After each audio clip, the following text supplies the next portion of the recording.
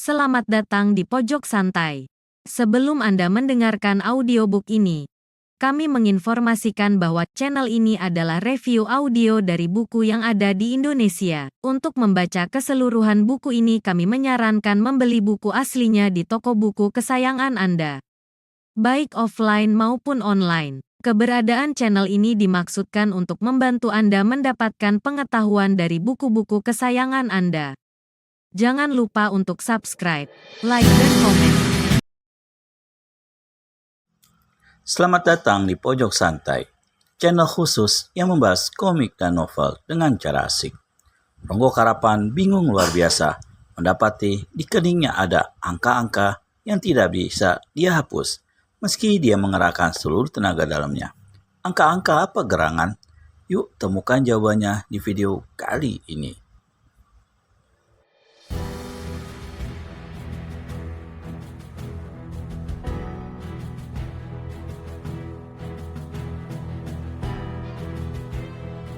Dan hari ini tiada disangka, ia telah berhadapan bahkan berkelahi dengan pendekar tersebut, serta meninggalkan angka pengenal yang angker. Kepala rampok kali bedadung itu kerahkan tenaga dalamnya dan coba menghapus tulisan di keningnya. Namun sia-sia saja. Sekalipun kulit kepalamu dikelupas, angka-angka itu tak bakal hilang. Yang bicara ini adalah Panji Kenanga. Ronggo Karapan berpaling.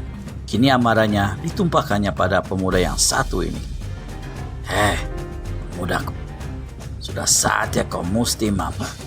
Begitu membentak, begitu dia menyerang dengan lepaskan pukulan besi hitam. Dia mengeluarkan sinar hitam dan deru ganas.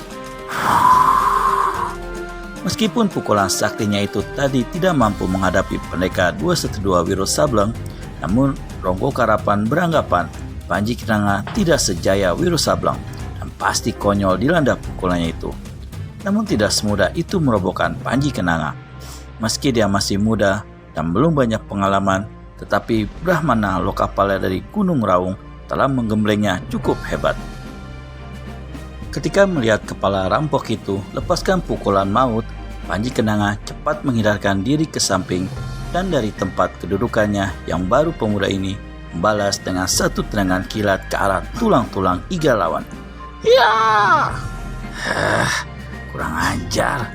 Maki Ronggo Karapan penasaran bukan main. Karena bukan saja serangannya mengenai tempat kosong, tapi juga tidak menyangka kalau lawan bakal kirimkan serangan balasan secepat itu. Dengan sedikit repot, dia meliukkan badan ke kiri dan di lain kejap, selarik sinar putih memapas ke arah Panji Kenanga.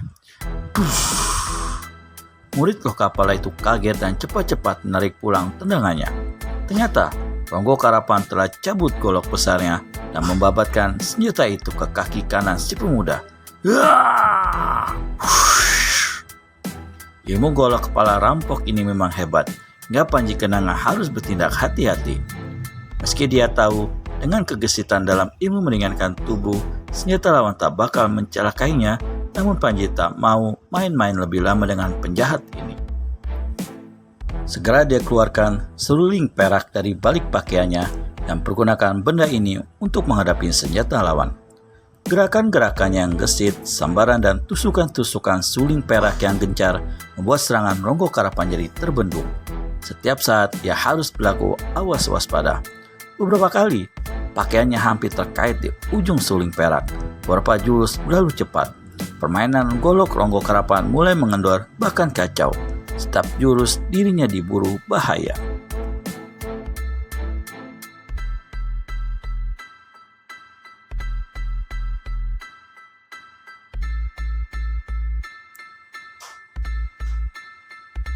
Akhirnya, ketika dia merasa tak mampu melayani pemuda itu lebih lama, maka dia berteriak beri perintah agar semua anak buahnya ikut bantu mengeroyok. Kecuali anggota rampok yang mukanya melesak kena tendang Wiro Sableng. 7 orang lainnya ditambah Randu Wongso yang telah siuman dari pingsannya, kini mengurung Panji Kenanga, lalu dengan senjata di tangan menyerang pemuda itu. Panji maklum, dikeroyok demikian rupa kalau hanya mengandalkan seruling pendek akan terlalu besar bahayanya baginya. Dia tak mau berlaku takabur. Laksana seekor kucing hutan, pemuda ini berkelebat kian berkelebat ke kiri. Satu jeritan terdengar. Ah! Tubuhnya mencelat, goloknya mental ke udara dan secepat kilat disambar oleh Panji Kenanga. Dengan golok di tangan kanan dan seruling perak dipindah ke tangan kiri, murid Bamana Lokapala ini mainkan jurus-jurus ilmu pedang tingkat tinggi yang sudah dikuasainya. Dalam satu gebrakan saja, pemuda itu berhasil merobohkan seorang pengkeroyok dan membabat putus tangan kiri seorang lainnya. Ah! Namun demikian, dia terpaksa melepaskan golok di tangan kanannya. Sewaktu 4 golok lawan secara serentak bentrokan dengan senjatanya. Prang! 3 dari 4 golok itu adalah yang masing-masing dipegang oleh Ronggo Karapan, Tali Wongso dan Randu Wongso. Jangan tunggu lebih lama, cincang sampai lumat, teriak Ronggo Karapan. Serempak dengan itu, 5 golok berkelebat menyerbu Panji Kenanga. Tiba-tiba, selarik sinar biru menderu dan trang, trang, trang. 3 pengkeroyok terpekik, saya melompat keluar dari kalangan pertempuran dalam keadaan terluka parah. Satu di antaranya adalah Tali Wongso. Pembantu kepercayaan Ronggo Karapan ini berdiri membungkuk sambil pegangnya perut yang bobol dihantam pedang gajah biru yang kini berada di tangan Panji Kenanga. Tali Wongso tak berumur lama, dia roboh ke lantai, menggeliat beberapa kali lalu tak bergerak lagi untuk selama-lamanya. 2 rampok lainnya mengalami nasib sama, mati di situ juga dimakan pedang mustika pemberian Brahmana Lokapala. Randu Wongso seperti orang kemasukan setan ketika menyaksikan kematian saudaranya. Didahului oleh satu pukulan tangan kosong, dia kirimkan bacokan ke arah kepala Panji Kenanga. Namun dengan pedang gajah biru di tangan pemuda itu, kini sulit untuk dihadapi. Sekali Panji mengkiblatkan senjata mustikanya, mentala golok besar di tangan Randu Wongso bersama-sama sebagian telapak tangannya. Dengan menjerit kesakitan dan memegangi tangannya yang kini buntung, mengucurkan darah, Randu Wongso melompat keluar dari kalangan perkelahian. Sisa-sisa rampok yang mengeroyok dan sejak tadi sesungguhnya sudah meleleh nyalinya, sama-sama melompat keluar dari kalangan menjauhi Panji Kenanga. Dengan demikian, kini hanya Ronggo Karapan seorang diri yang bertempur melawan Panji Kenanga. Dan ini pun tidak lama. Sesudah golok besarnya dibabat putus oleh pedang gajah biru, kepala rampok ini lari ke pintu dan memberi aba-aba pada anak buahnya untuk melarikan diri. Yang masih sanggup kabur tentu saja tidak sia-siakan kesempatan ini. Mereka tak peduli lagi akan kawan-kawan mereka yang tertinggal di dalam kedai dan melolong minta tolong. Tunggu kawan, tolong. Sebelum Ronggo Karapan dan anak-anak buahnya yang kabur lenyap, Panji Kenanga masih sempat berteriak. Hei, kalau kalian berani lagi datang ke desa ini, jangan harap bakal dapat ampunan dariku. Dengan mengandalkan ilmu lari tingkat tinggi yang sudah mencapai kesempurnaannya, Pendekar 212 Wiro Sableng lari laksana angin.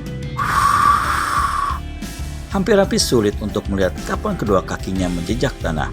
Dia cuma punya waktu 3 jam untuk harus mencapai tujuannya. Dalam gelap dan dinginnya malam, dia lari terus seperti tidak mempedulikan apapun. Di bahu kirinya, sampai saat itu, dia masih memanggul sosok tubuh gadis baju merah yang berada dalam keadaan pingsan. Siapakah garangan adanya gadis cantik ini? Kenapa berada dalam keadaan begitu rupa? Dan lebih lanjut, kemanakah sebenarnya Wiro Sableng saat itu membawanya? Untuk menjawab pertanyaan di atas, kita kembali pada suatu tempat, kira-kira setengah hari perjalanan jauhnya, tenggara desa Wanasari. Saat itu sekitar 2 jam setelah matahari tenggelam. Sejak setengah bulan yang lalu, Pendekar 212 Wiro Sableng telah mendengar terjadinya penculikan serta pembunuhan yang dilakukan secara kejam oleh manusia-manusia iblis yang menyebut dirinya Hulu Balang Darah. Sesuai dengan tujuan hidup serta maksud petualangannya di dunia persilatan, yaitu membela kaum tertindas, mempertahankan kebenaran serta menegakkan keadilan, dan di lain pihak membasmi setiap manusia jahat penimbul malapetaka, maka Pendekar 212 segera melakukan penyelidikan. Pertama sekali, dia harus mengetahui di mana letaknya Istana Darah itu. Tekadnya sudah bulat, Istana Darah serta siapapun, begundal-begundal yang ada di dalamnya mesti dimusnahkan. Bagaimana kelanjutan kisah Wiro Sableng alias pendekar Kapak Maut Naga Geni 212 dalam menyusuri mencari Istana Darah? Temukan jawabannya di video selanjutnya hanya di channel Pojok Santai. Segera subscribe dan tekan tombol lonceng untuk mendapat notifikasi video terbaru dari kami. Terima kasih dan sampai bertemu kembali.